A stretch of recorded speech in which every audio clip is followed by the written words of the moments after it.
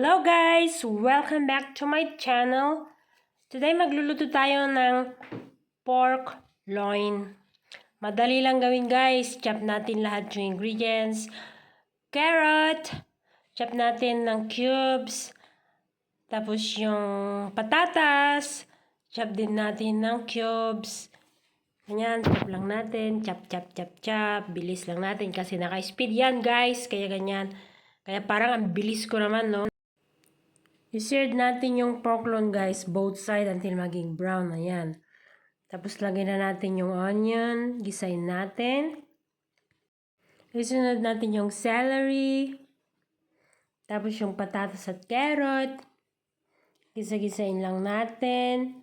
Tapos lagyan natin ng laurel or bay leaves. Lagyan natin ng pepper. Lagyan natin yung broth. Tapan natin guys at pag nag-boil na siya, ayan, nag-boil na siya. Ilagay natin sa oven for 1 hour guys. Gagawin natin sauce niya yung mga vegetable na nilagay natin. Tapos i-blend natin guys. Ayan, slice na natin. Lagay natin sa tray. Ayan, ready to eat na guys. Enjoy guys! Thanks for watching! See you on my next vlog. Don't forget to press the bell button for more updates. Ciao! Thank you very much! See you on my next vlog, guys.